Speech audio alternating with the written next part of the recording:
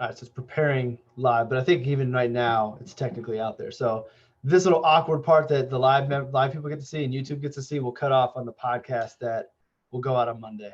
Okay. So don't say anything you don't want out in public right now. All right. So it is live there. Live, but I think even right now. See, there's that kickback. So this little awkward. There we go. All right, we'll give it like a minute or two for people to hop on, and then we will go at it.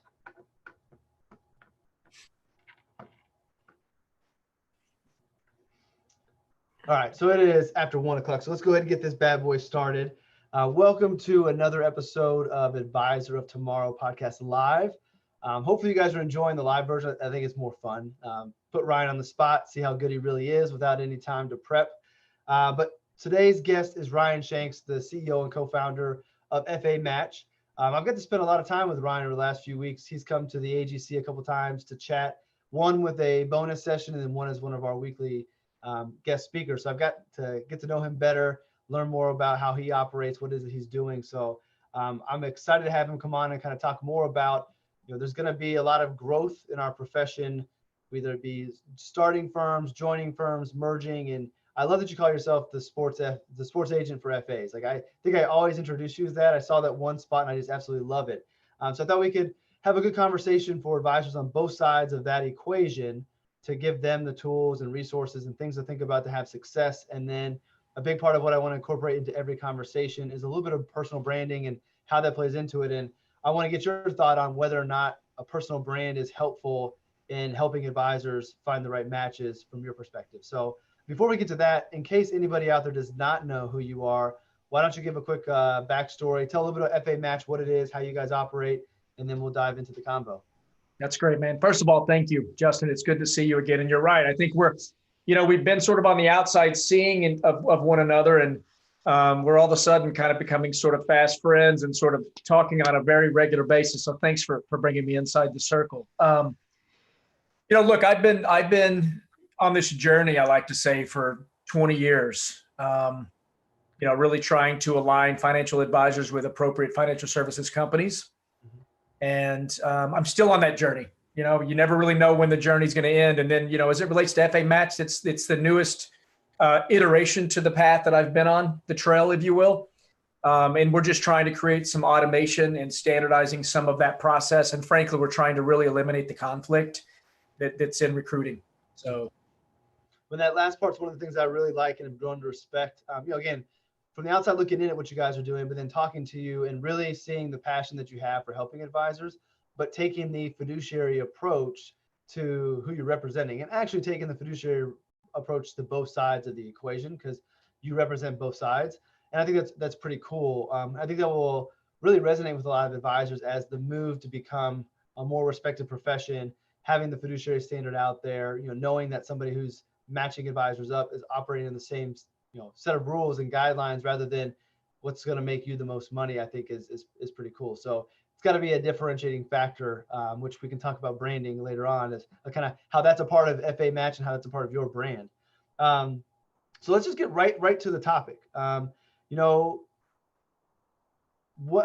can advisors put themselves in the best position to make a transition? And let's start with advisors wanting to start their own firm. Because I think if we look at starting a firm versus joining a firm versus hiring to grow their firm, there's a lot of different variables. And while you're not necessarily in the business of helping advisors start their own firms, you have a unique perspective. You aren't a financial advisor, but you spend your days with us. So you have a unique perspective, whether it's from a standpoint of seeing advisors who are struggling and need to join, or an advisor who started a firm and is now looking to grow. How can an advisor looking to start a firm set themselves up to have success? Yeah. And I would say, I spend a lot of time going through that process with financial advisors. I think you think about an entrepreneur, you think about somebody starting a business, which you can relate to. Well, there's a lot of things that go on behind the scenes that no one ever knows about. It's not attractive. You don't brag about it. That are just the requirements. And so I think for a financial advisor that's sitting there thinking, you know what, I feel like I've built up enough. First of all, in order for you to think about going and launching your own independent firm, you need to have a certain level of experience in the business. And I would say at a bare minimum 5, maybe ideally, between 5 and 10. And what I mean by that is you're going to make mistakes inevitably when you're trying to learn something new. And you're best making some of those mistakes on someone else's dime, right? So that you can then pivot to it's now your company. And then from there, you've really got to take a long, hard look at the client relationships, your service model, your desired service model. Because in theory, you don't really want to make that leap to independence and launching your own company unless you want to define that service model uniquely yourself, right? There's multitude of other ones you can plug into. But you've got to also look at the clients that you have, the assets that are tied to those clients, and what sort of leverage is that going to give you, right? To go out and get decent pricing, not even great pricing. At a custody platform, if you're looking to create an RIA, at an independent broker dealer, if you're looking at being duly registered, right? And then you've got to think about the costs of running that business. So lots of factors come into play. Will all my clients come with me if I leave? How loyal are my clients to me versus the company that I'm with now? So there's a lot of risk right there that you've got to just sit back. And I tell advisors, I'm like, color code it. It's green, yellow, and red. Put your clients in each of those buckets and be really vulnerable about it. And then whatever that output is should give you some level of peace of mind that, okay, I could leave and over 75% of my clients, I think, will come with me. That's important. Yep. And so it's interesting that you brought that up. I had a conversation yesterday with somebody who is in the finance world, but not an advisor. And he has 2 paths that he's looking at. One is starting his firm where he lives today with really no clients.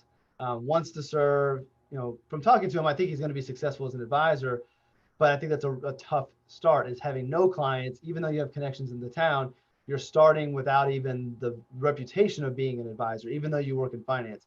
And the other one is to go join a firm as kind of a operations manager for a while, building out infrastructure as that firm is growing.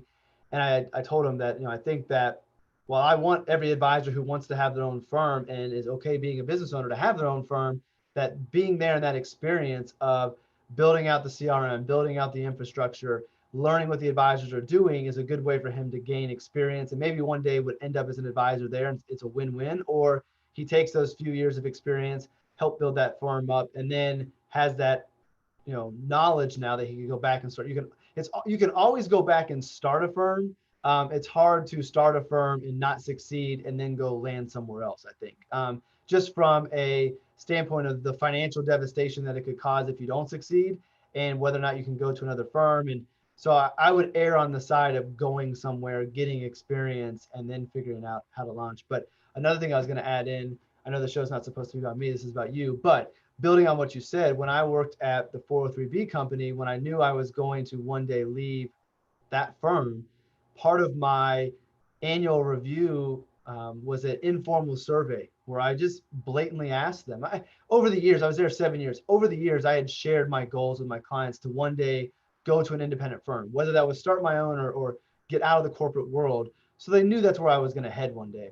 So I just asked them, who do you see yourself working with? You know what my aspirations are, and I don't want to make a change viewing or thinking that my clients view me in one light when they view me in another. So just ask them, do you view yourself working with me, or do you view yourself working with the company? And I just happened to be there. And they all said that they viewed themselves working at me. So I took that number, cut it down, and said, okay, even though some people said it, they didn't hurt my feelings. And I felt like that was going to be a good opportunity, a good leap. And I ended up going to work for another firm, so it didn't really matter at the time. But I think that you can have those conversations to get a gauge on how people view you. But then I think you have to take a conservative approach and then cut that number down some, just in case. Well, and what you just mentioned a while ago about your friend, I would give your friend the advice that the best route is to go and plug in with a company, step into a paid role, learn the business, because a byproduct that could come out of that situation for him is the owner of the firm could really, really like him a lot and could say, shoot, I'd like for you to be continuity for me whenever that is in the future. So, I always ask folks like, why did you become an advisor? Why? Is it because you thought you could go and make a lot of money? Is it because you wanted to change people's lives? Like, that matters. And so, for your friend, it may be that he wants to be involved in the business and he wants to change people's lives, but he may find over time to be an operator of a company that can scale and service more clients than he ever could on his own has a bigger impact. Mm-hmm. Mm-hmm. I asked him that exact question. Like, what's your motivation? Is it to make money or is it to help people? And I think at first glance, when you ask that question, I mean, obviously we all want to make money, but some people get into the business because our profession can be very lucrative. And that's the main goal is I want to build a business to make as much money as possible.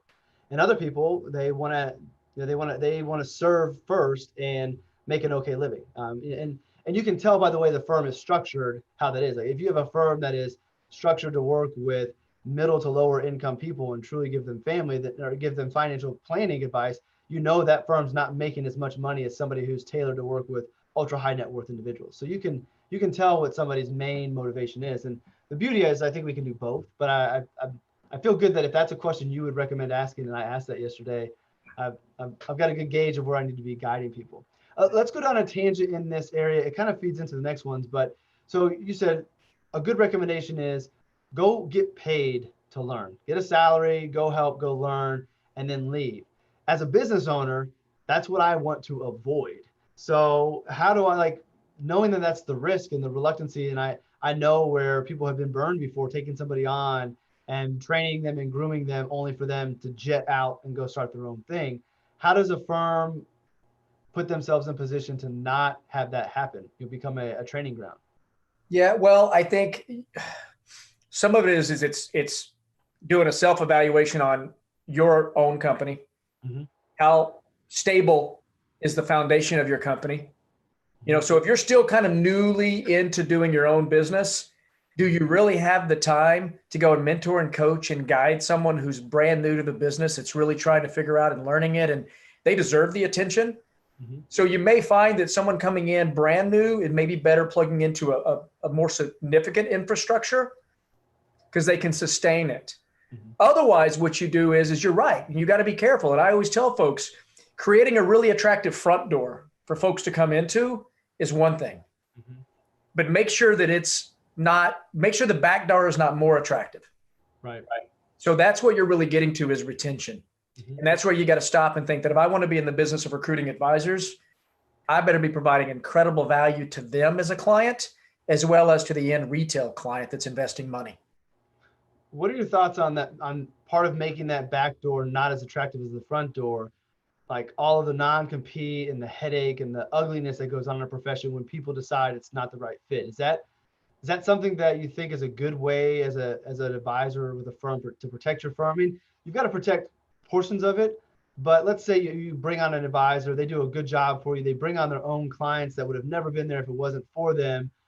Is it worth it to make their life hell if they want to leave and the client's life hell if they want to leave than to just let them run with their clients as well? What are your thoughts on the back end tie-up that we see with a lot of advisors? Well, I think a lot of that depends upon the overall comp structure mm-hmm. that you're going to provide to that advisor. So if you were going to take the risk as the business owner and guarantee them a salary, then in return, you're saying, listen, I'm going to need for you to plug into my environment, and I'd like to see you and the retention of you and your clients over a longer period of time.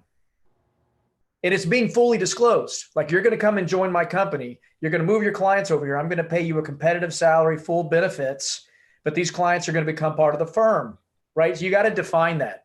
Or you're going to give them 1099. So you're going to make more of every dollar, but it's more risky because you're only eating what you're killing, right? I'm not taking the risk as the business owner.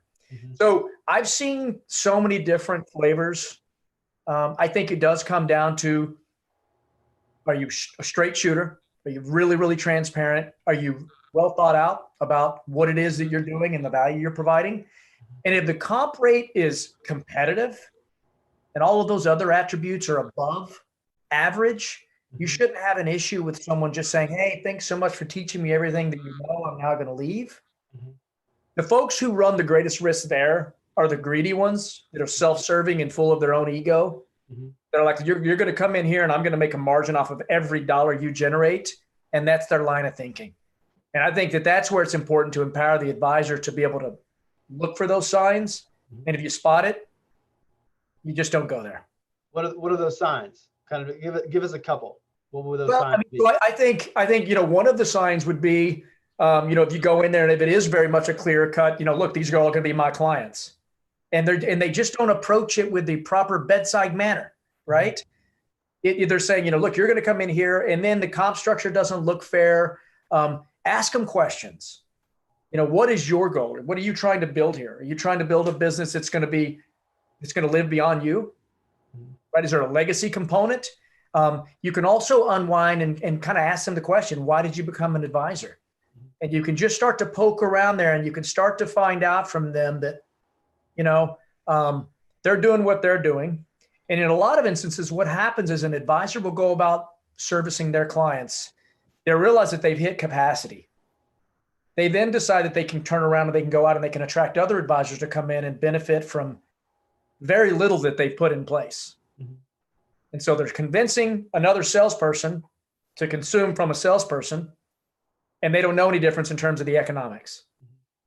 So, again, it depends upon where you are in your runway. If you're really new into the business, you kind of can't be too picky. Right. You don't have as many options. But I see it all the time. And so I think that it is important to challenge. You're coming in to look at potentially moving to that firm. You need to be as difficult screening them as they are in screening you. And oftentimes folks don't feel that way. Advisors looking to come inside of a firm feel inferior. Mm-hmm. And they feel like that they can't necessarily be confident and address everything that's important to them. And then they land, and 9 months later, they're like, wow, this is the dumbest thing I ever could have done. Mm-hmm. I can't stand this guy, but all my clients are here. Mm-hmm. Right? So how much of that inferiority that they're feeling do you think is because they're coming from a situation where they're not happy? And it's kind of like, I need to get out of this crappy situation. This one seems better, and I really hope they take me on, as opposed to coming from a position of power of like, okay, I'm in a good spot, but I want to do better, be better. I'm going to go look for a better. Do you think that they come in feeling that way because they're trying to get away from somewhere they're not happy? Sometimes it does. It clouds their judgment. And I tell folks, like, look, if you're already in an environment where the pain threshold is high, you've proven that you could tolerate it up until now. Mm-hmm. So slow down your due diligence and don't rush it. Mm-hmm. So that you avoid being in the exact same situation with just new people in a year. Mm-hmm. And you do see that happen. And so some of it comes back to it's their judgment. It's their decision-making. Sometimes they just don't know what questions to ask. Mm-hmm. So again, it depends upon where you are in that cycle. If you're more proven, you have leverage. Mm-hmm. I've got my clients. They generate a certain amount of revenue. They're very loyal to me. You want me to come to your firm and you were going to generate some profitability off of my clients? I better get every damn thing I'm looking for from you that can then stream to my end client, right? You just got to be super selective. Well, we hit the next one was hit joining a firm, but we just naturally went there from where the progression spoke. So again, thinking with how do we put ourselves in the best position to find success?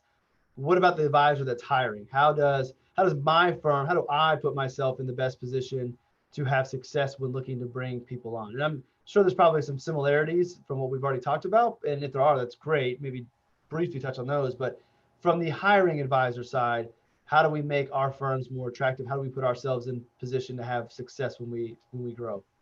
Yeah. So again, you've got to, first of all, you have to slow down and you have to put together a plan. Mm-hmm.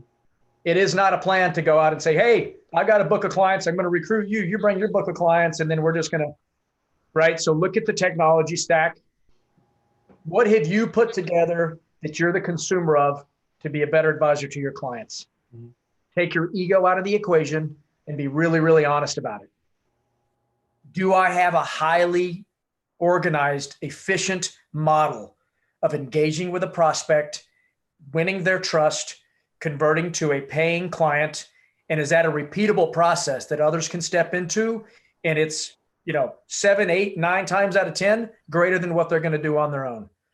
Then you got to back into the comp structure. You need to generate enough profitability to mitigate your risk, mm-hmm. as well as you were the first one to jump off the cliff to take all of the risk to put all this together. There is value in that, but you have to price it accordingly. Because it's such a hyper-competitive environment that if an advisor decides, hey, I'm not happy today, if it becomes known, lots of firms are going to come at them and they're going to throw money and all kinds of other things, and you've got to overcome all of those obstacles. What's a good, aside from going and giving you a call, I obviously want to plug FA Match. Like, we're scratching the surface on all of this because so much of it, like everything in financial planning and advice world, is per the individual, per the situation. So like there's no point of us getting super deep into numbers and different things because it's regional, it's firm size, and all that stuff's different. But if you're trying to kind of get a baseline, what's average comp look like? What's reasonable selling prices? Like where's a good place to source that, short of calling you up? I would say call Ryan up, but if you want to do your due diligence before hitting him up, where can an advisor go find those things out? Yeah, I mean, look, they could call a couple of different firms. Firms are usually pretty quick to say, hey, we put you at this on our payout grid, right? They could get a sense of it. You're then going to weigh it against your risk. Do I want to build it? Okay, I'm going to get more of every dollar. But if it folds, that's all on me, right? If I want a little less of every dollar, there's an infrastructure that supports me. So one of the things that I always like to try to tell folks that are in firms that want to try to go out and recruit is think about your base from an AUM perspective and think about what is realistic that you can attract based upon your base. So it's sort of like building a home and you build the first story first. If it's a really small footprint, you can't really go up and do the addition. It's 4 or 5 times the size, typically. What I mean is if you're sitting at 50 million as a firm and you're deciding you want to go recruit advisors, focus on the advisor with a 10, 15, $20 million book. Nobody's giving them the time of day. Give them a leg up. Ideally, give them good access to technology. Help them. How can I help you get from 15 million to 50 like I am? And if you're at 100 million, then you could be talking to the advisor with a $50 million book, et cetera. But you have to work your way there. And I think that's where a lot of folks get confused and they go, well, I think I've built the best damn thing out there. I got 50 million and I'm going to go try to recruit this advisor with 250. Right. So. Before we go, I just got a text message that Roman and Leo are watching. So I'm going to, like I did last time, I'm going to shout out Roman, Leo, and Silas and say hello to them since they're watching on YouTube at home at lunchtime. So shout them out real quick. All right, and then we'll move forward. So what are things advisors on the move don't take into consideration or maybe underappreciate? So there's the obvious things of, culture and comp and all of those things, but are there intangibles that get missed? And so as you're talking to advisors all the time about them looking to find a new home that they don't even bring to the table as a concern to you that they need to be thinking about. Does that make sense? Yeah, I mean, it does. I mean, and it's if you're analytical, right? There's probably a tendency that you're working with engineers, CPAs, other folks that are analytical. So it depends. I mean, I think the intangibles, the comp structure is easy. The tech is easy. I think some of it is the equity component of it, right? If you're looking to kind of create your own, like a lot of advisors, for whatever reason, they're being sold on, you're going to get this payout, or here's some transition money I can give you. Very little on the fact that if you were to leave like a wirehouse and go independent, you're essentially building an asset class for yourself, right? They don't really think through that. They also don't think about the evolution of where you may mature to, right? Not really having that conversation that, you know what, today I'm an advisor. I want to move and I want all my clients to come with me wherever that best next place is. And I'd ideally like to do the same things I'm doing for my clients. That's the straightest line. Then quick lift off of that. But maybe in 3 years, I decide I'm at 100 million. Maybe I want to see if I could recruit an advisor. Do you have capital that could support me there? Can I leverage your balance sheet to recruit other advisors to my firm? Right? So they're not thinking through some of those scenarios. Some of the others are around. Typically, they're pretty good about sort of the legalities. Like right now, I've got a call with an attorney. I'm working with an advisor coming out of a wirehouse, and I'm like, look, you should engage with the attorney yourself. Don't have a firm pay for it, because you should have the knowledge direct to you, right?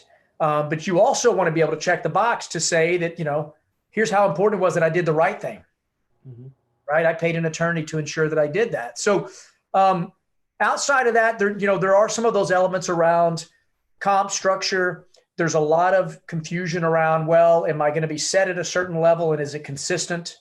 You come in as a W-2, it's the bonus structure. What I tell advisors there is make sure you talk to other peers. Is it an arbitrary bonus number that if the owners are in a good mood, you might get something? Mhm. Otherwise, you don't. Like, what's it tied to? Mhm. Is there an equity opportunity in the future? If I join your company as a W-2 and I do my part and I hustle, can I one day have a seat at the table? Mhm. So there's lots of those elements that really happen. And also it's branding. Do I have to go brand my own? Can I leverage your brand? Compensation preference. Mhm. I want to guarantee, so it's W-2. Not all firms can pay that way.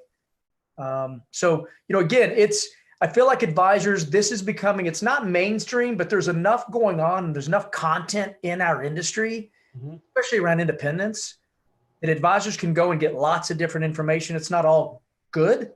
Right.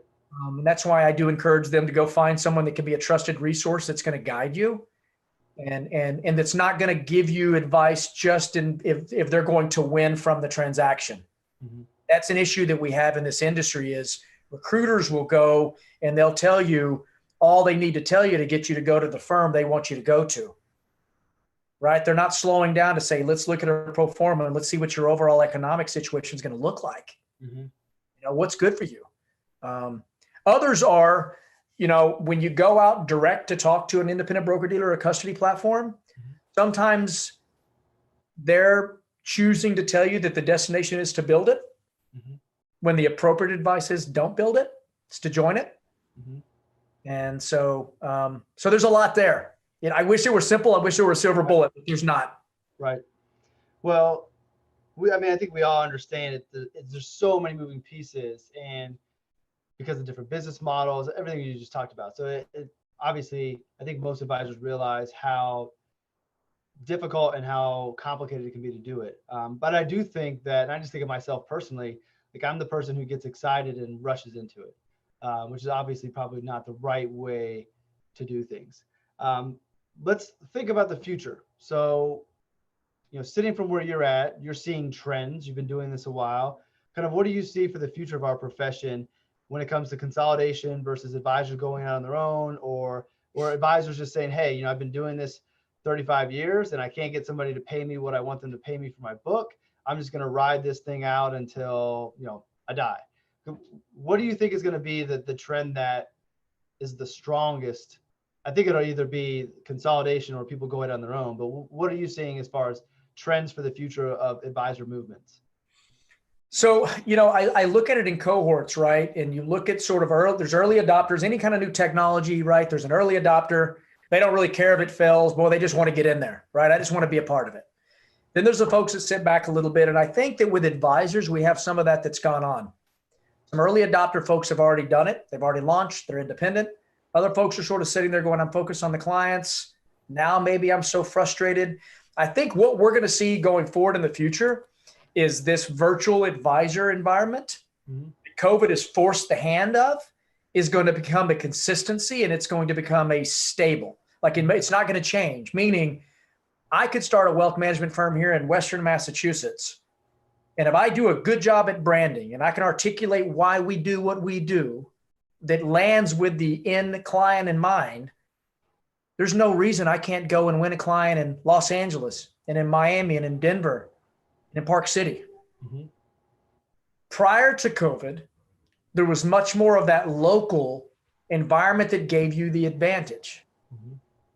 I think that a lot of that shifts. And I think because of that, you're going to get a younger demographic of advisor that is super tech savvy.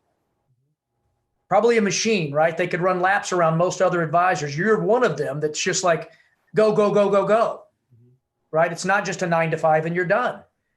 Leveraging that right, I see there being some incredible things that come out of this in the future.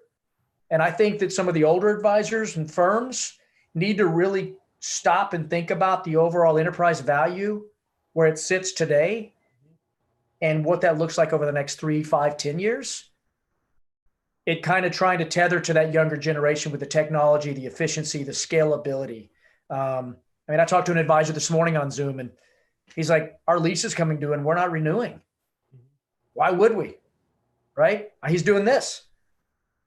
So I think that's what we're going to see is kind of one of those trends.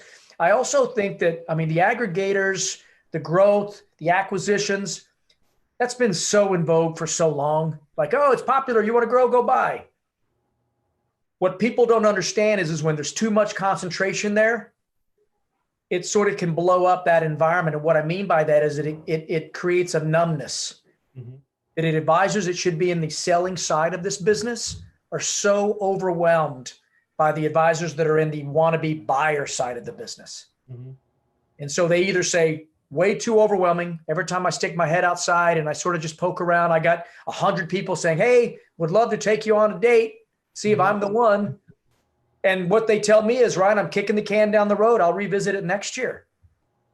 So I think that those are some really interesting. And I think that what it's also going to allow, I mean, let's kind of flip the table a little. On a growth by acquisition model, I think it will allow for small to medium tier firms to be able to do so strategically as well. Mm-hmm. Where you could all of a sudden align. So you could potentially align with someone that's like-minded in another market, right? And it's not big private equity backed. So it's fascinating. I mean, when I see the folks coming into our space with money, mm-hmm. wanting to contribute, you know, I talked to a company years ago and they're like, look, we've been investing in widget companies, mm-hmm. and widget companies typically go for a multiple that's, 10, 15x. Mm-hmm. Revenue is lumpy. We look at this wealth management space and we're like, oh my gosh, the multiples are a fraction of the widget industry, mm-hmm. and they're recurring every year. Mm-hmm. And so long as the advisor cares about the clients and shows up and grows and brings in new ones, right, that revenue continues to scale. So I'm excited. I'm really excited about sort of, where we are. I think where we're going. I think COVID has sucked for everyone. Mm-hmm. But I think advisors they have owned their value and how they've reacted, you included, to what's gone on, and said, look, this is the new norm. I still care about my clients. Here's how we're going to get together, and I'm going to give you that guidance. Mm-hmm. So when you talk about the money coming in, my initial reaction internally is I don't like it. I'm sure I know this is already happening, but my thought is, let's say that to grow RLS, I take money from venture, let's just call it venture money, whatever it's from, wherever it's coming from. It's not another advisor. We're not merging, but someone gives me money to go grow. I almost feel like now I'm conflicted. Whose best interest is first? Is it the people who gave me money, or is it my clients? Now I know it should be the clients, but I feel like if you aren't growing at the rate that money wants you to grow at, and they start harping on you, that I don't know if I like that. And obviously it won't be right for everybody. Like there may be good unions where that money really understands, hey, for the best way for this to work is for us to give them the capital and let this advisor that's proven themselves go. And if they have a slow run for whatever reason, we're going to let them go because they know what they're doing. We just want a different asset class. I feel like that would be, I'd be more okay with that, but they're going to want to return on their money. And if you're not producing at the rate they want you to, you might as well be back at a big corporate company with, annual goals and all these things with somebody harping on your back. So I feel like we can grow responsibly without having to take that money in that may end up corrupting some people who maybe would never been in that position if they didn't take that money. That's it. I mean, I think what you do is you correlate that to the money source. Mm-hmm. Where's the money coming from? If it's a family office, it's a long play. Mm-hmm. They're not looking for 3 to 5 years and out. If it's private equity, that's defined pretty much within a 5-year window. Mm-hmm. But they're only going to come in to do the investment if you're already growing at a ridiculous pace, and they think a little extra wood in the fire Mm-hmm. is going to just continue to scale that. So what it does is it plays to the desires of the business owner. I want to scale it and potentially exit. Here's my catalyst to sort of supercharge it. Mm-hmm. I want to do it steady Eddie over time. But one of the other scenarios is you look in this ecosystem, like independent broker dealers, for example. There's a number of them that'll provide phenomenal capital for you to grow. Mm-hmm. So you can literally leverage their balance sheet to go buy a book from another advisor, and the terms can be forgivable. Mm-hmm. And it could be taxed in a way that's not that bad for you, Mm-hmm. right? Mm-hmm. So it's just being informed. Like, what do you want to do? What are you doing to do when you grow up? Why did you become an advisor? Now you are an advisor. What is 2.0 or 3.0 of you as an advisor look like? Mm-hmm. So I'm gonna share something that I have intended on keeping, I emailed you and teased it a little bit. And this is something I've talked to a handful of people, and it's something that I really want to actively pursue over the coming years. But since we're talking about funding and money, I want to get your initial reaction to, I talk to a lot of advisors, like the conversation I had yesterday, wanting to go out on their own. And I talked to a lot of great advisors, and I feel like for the most part, I have a pretty good eye for talent in our profession. Talking to other people, business models, then the long or the short of the long is ultimately creating like an incubator or accelerator for financial advisors. So through a vetting process, determining, hey, this person is a great advisor, they just need somebody to guide them. And rather than bring them on and be an advisor of my firm, what if I take them on, invest, if you will, in them by giving them my technology to use to get started, helping them with their branding, building out their content strategy, doing their website, getting them going, and then help them get to a certain level of clients. And when they hit that level of clients, let's call it 100, they spin out. They're their own firm. They're no longer tied to me. But in that process, there is an equity stake, 3%, 5%, whatever it might be. And then after we've recouped 2x our investment, they would have the ability to start buying us back if they wanted to, or maintain as a equity partner to help grow them in the future. So almost creating like a venture way to help advisors launch. I love the idea. I don't know if it actually could happen. I think continuing to identify good advisors and having them succeed to offset the ones who don't succeed may be a tough thing to do. But I really love that idea, and just curious what your thoughts are from your perspective, because it's a little bit different way of helping advisors get a start. Yeah, I mean, look, so that exists, what you're talking about, currently in the environment. It is out there. And that swap for sort of launching you and sort of, call it supported independence, right? You're not all alone. The tech, capital, the branding, all of those elements, it does exist. It doesn't mean that you couldn't go and do it and you kind of put your sort of your own sleeve on it. And then in terms of that component, it could be that there is a stake that's agreed upon. It could be that stake is a swap, right? So it could be that, listen, we're just going to get an amount of we're going to capitalize you, right? Let you get out on your own. We're going to maybe maintain a small stake of that. And maybe there's a swap. Maybe you get a small piece of us, right? And maybe that's the swap. And then as you spin them out and they're out there and they're hustling and growing, you have maybe a small carry in them. Maybe they have a small carry in you. What you got to do is think through that from a regulatory perspective. Right.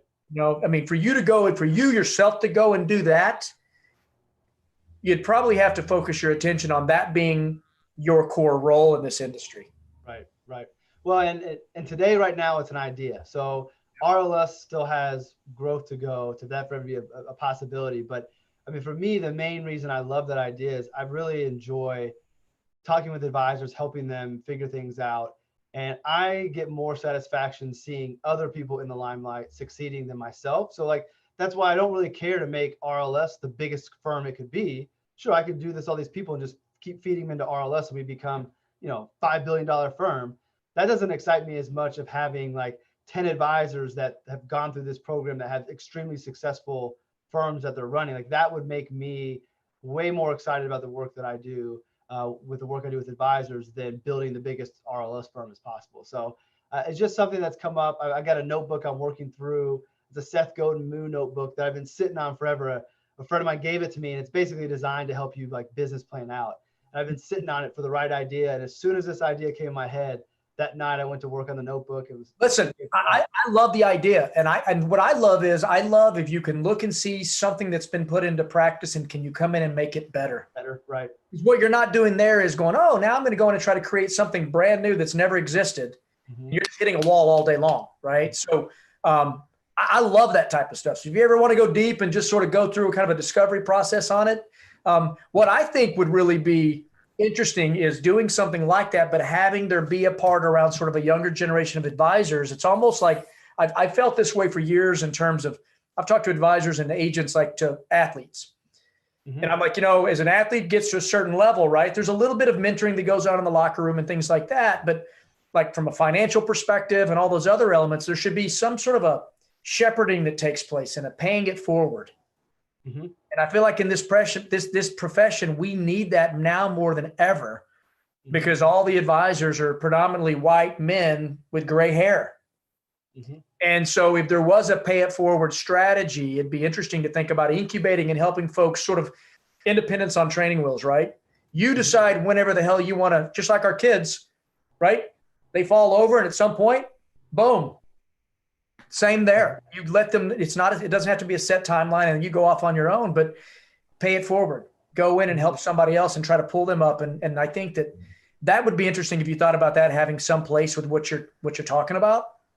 Because I think that's good longer term by planting all those seeds. Well, I had a conversation with somebody else, just kind of fleshing out the idea of whether or not it's even worth spending late nights playing around with the idea. And the other idea was to be able to do that, but make it a nonprofit. So, focus growth for my business in other areas, drive revenues up to allow it to be more of a passion project, make it a nonprofit, bring in other people to help. So that you could still do it. And by the way, there's a lot of nonprofits that are very, very profitable. Right. Which what that means is there's a lot of goodwill that could come out of that. Mm-hmm. So you absolutely could do that. And then I think what that does, it aligns with your intention. Mm-hmm. Yep. So part of the reason to share that was I did want to get your opinion. I figured I'd put you on the spot, but also, now it's out in it's in the universe. So now it's there, and I've got to continue to explore it and see if it makes sense and what it might look like. And it's obviously not a short-term thing. This is like I said, this is a late night, put pencil to paper, playing around with ideas, not putting a lot of time into it yet until I figure out how could it make it work. But I think that would be kind of a cool way. And I also think that would also encourage great young talent. Like if something like that existed on, where it wasn't just like, I've never heard of anybody doing it. So the fact that it's going on now, it's pretty quiet. Like, let's say if this was like Y Combinator, like this is a known thing. Now we can attract great talent to stay, they're in the finance department at school. Now they can stay in it because now they know they can go through this accelerator and have a path towards ownership if that's really what they're interested in. And it maybe creates a little bit more of a career path. And you start, if you go the nonprofit route, you start pulling people in to donate their time and other things to help groom. So it's not just a few people trying to do it. It's our whole profession. I think that may be the path that ends up going. I like it, man. If you ever want me in on one of those late nights, let me know. As I get more details and figure things out, I definitely will. I appreciate you going off topic on that. I'm going to skip the next question because I think we've hit most of that. And I want to bring in the last 15, 20 minutes or so, kind of to talk about branding. You've already mentioned it a couple of times. Obviously, it's something that I'm a big believer in. I think every advisor should endorse and tell their own personal story, which ultimately comes their personal brand. So when we think about this transition, whether it's leaving, starting, joining, bringing people in, how important is it from a branding standpoint, or I guess maybe not how important, but how much additional quote unquote power or leverage does that bring to an advisor or to a firm if there's a strong brand? I mean, ultimately, I want people to understand taking the time to build your personal brand, however you do that. It can be done through seminars. It can be done through local media. It could be done through social media. It could be done through content. Like, I'm not saying we need to pick which way to tell your story and build a brand, but I want people to realize having a personal brand is valuable and it will give you leverage no matter what side of the table you're on. So how do you see that playing out? How does that help out? So I do think that it's important. However, you're not always allowed, right? If you're a captive W-2 advisor at a wirehouse, regional brokerage, private bank, they are opposed to you having a personal brand, right? You are an employee representative of this company, and your communication will be what we tell you it is on behalf of our company. So if you really feel like compelled, like I want to go out and I want to do that, first of all, the independent side of the industry is really your only option. And then when you start to think about the independent side of the industry, the greatest risk is building it all on your own. A degree back from that is you could tether into a supported infrastructure with a company that is going to empower you to have your own brand, but you don't have to get into the tech compliance, people ops business. So I think it's, now more than ever, because of what we've seen, through COVID, you have the ability now. But I also think that what we're finding is that there's becoming a saturation and a numbness that's going on virtually because just everybody's inundated. So now more than ever, your story has to be so unique and different to stand out. Mm-hmm. And so again, it depends on what your lane is in terms of your brand. And, you know, you trying to work with physicians, or is there a particular niche area you want to try to have that brand resonate with? But you have to really be honest about it. Mm-hmm. We're in a regulatory environment. And if that's something that's important to you, just know that you're not going to do that at a wirehouse. Mm-hmm. Right. I mean, they're, you know, they won't even let you, you know, you think about LinkedIn. Mm-hmm. The ones that will let you do LinkedIn, they're dictating exactly what's stated there and how you can use it. Mm-hmm. So.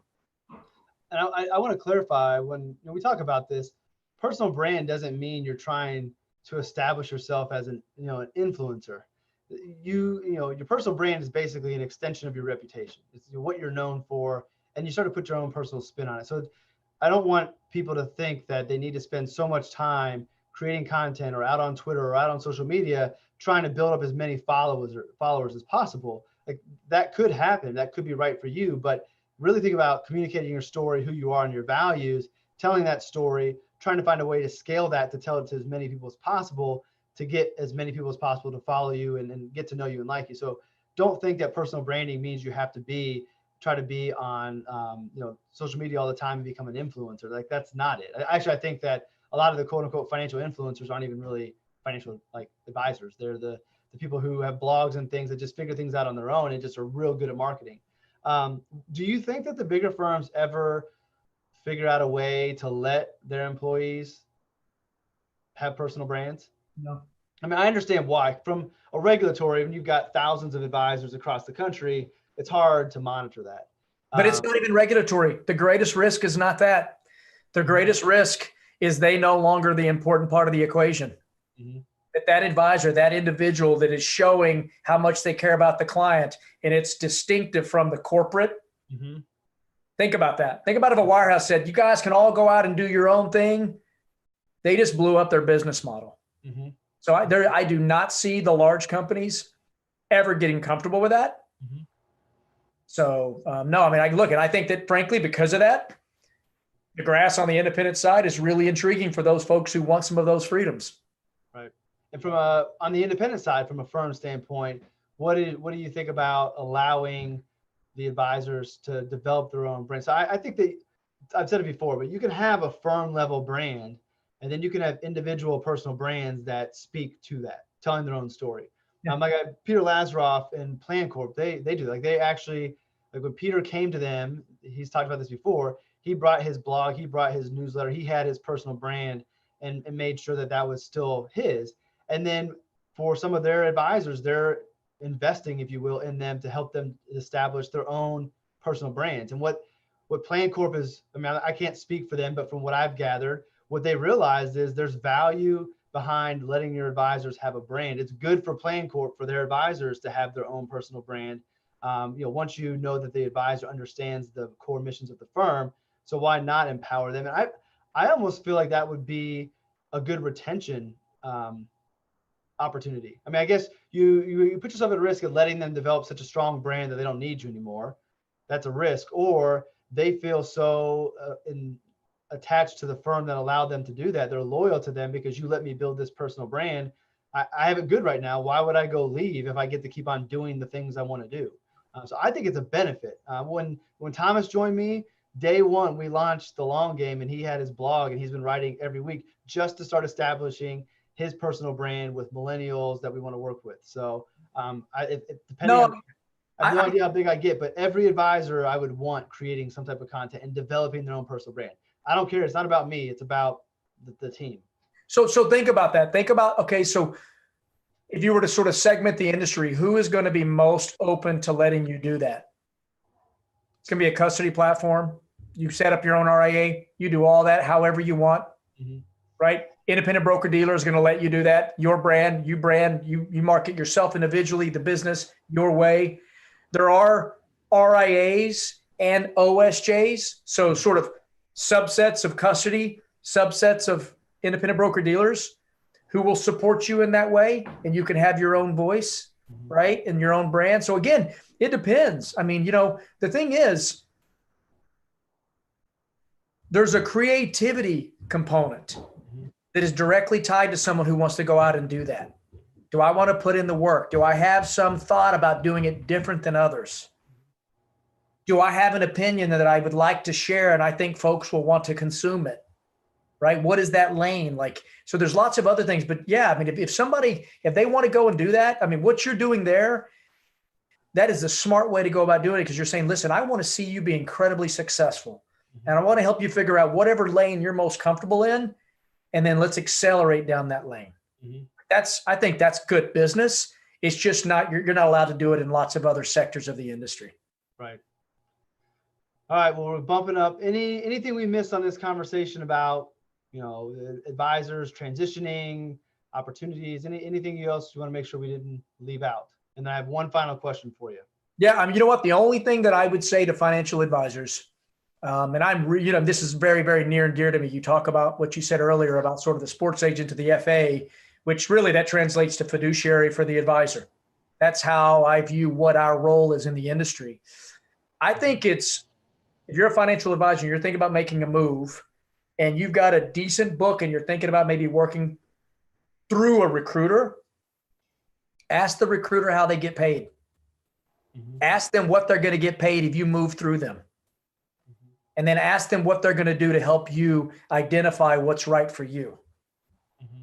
I think that's super important. So I think there's a lot of self-dealing that goes on in this industry. And I mean, frankly, we're on a mission to try to eliminate that. Mm-hmm. All right, so let's get to the final question, and I'll eventually quit giving Ashby Daniels credit for this, but this is totally his question. It's the second time I've asked it. Every episode will end with this going forward. He texted it to me. So it kind of pertains to branding, but more to you personally. So the essence of branding is something you see, believe, or feel through your unique lens in terms of how we see the world or our profession around us. So what's the one thing you believe is more or less overlooked by everybody else that you see that sets you apart from our profession? I think from where I sit, that's a great question. I think you actually hit me with some of that earlier. Exactly. I was playing hooky yesterday. I should have done some research on that. I mean, for me, it's the decisions that I make are based upon what is in the best interest of the financial advisor and their clients. Mm-hmm. So as it relates to a career scenario, a transition, the same holds true on the firm side of the ledger to the extent the owners of those firms are willing to be vulnerable and open, mm-hmm. right? So me, I'm all about no poker face. I'm all about a very candid, authentic conversation. And I'm about trying to help folks be better. And from a brand perspective, in terms of myself and what I'm trying to do in the industry, the sports agent to the advisor, I think, kind of hammers what I'm after. Because I've always said it and I always will. Firms are commodities. They come and they go. The advisor and the client relationships is the most important piece of the overall ecosystem. And I think it always will be. Well, for what it's worth, if you would have asked me, it would have been exactly like the conversation, the part of the conversation you had right before I asked you the question about being the fiduciary for the advisor. Like, I think that is, when I look at where you fit in the financial planning world and what it is that you do, that would be that's the lens I think you view differently from everybody else. So the good news is the way you view your brand, I think, is the way that your brand is perceived by everybody else, which is a good thing. I think sometimes people think their brand is one thing when really it's another. So I think, so for what it's worth, I think what you're trying to represent and the way you are trying to go about doing it, you're doing it perfectly. So that's pass that on. How can everybody find you and follow you if they're not, or if there's an advisor that is interested in exploring options? I want to make sure that they find you and have a good conversation with you. Yeah, thank you for that. No, so, famatch.com. They can email me, ryan@famatch.com. They can call me, 413-754-3254. Like, we very much have a technology business to solve for a significant problem in the industry. Mm-hmm. It's important that advisors and firms know that we are people that are tied to this business. Mm-hmm. And we're very vulnerable about the journey we're on, right? We don't have all the answers, mm-hmm. but we're willing to take a significant amount of risk to create a solution that we think to a pretty big problem in the industry. All right, well, I will link to all of those. They'll be in the notes on YouTube. They'll be in notes on the blog as well. So if you're listening to this on Monday, head over to justincastelli.io/blog. It'll be there, all the show notes. You could watch it as well. And while you're over there, head over one other link to the newsletter and make sure you subscribe to the Advisor Tomorrow newsletter, which comes out Monday as well. Every other Monday it comes out. So little shameless plug. I hate doing that, but I'm supposed to do that. So got to get better at it. But anyways, Ryan, I thank you for taking time on a Friday afternoon to come chat with us. I think it was a very valuable conversation because I know I'm talking to advisors all the time that are unhappy, wanting to make moves. So a lot of people have these questions. It's good to get them out there. Also good to give them a good resource like yourself to help them make sense and make the right move. So thank you for taking the time. Thank you for having me. Good to see All you. right, everybody, thanks for watching. Thanks for listening if you're catching this on the replay, and we'll see you all in the next episode. And here comes the awkward just drop off. We'll talk to you later, Ryan. Thanks a lot. See you. See you, bud.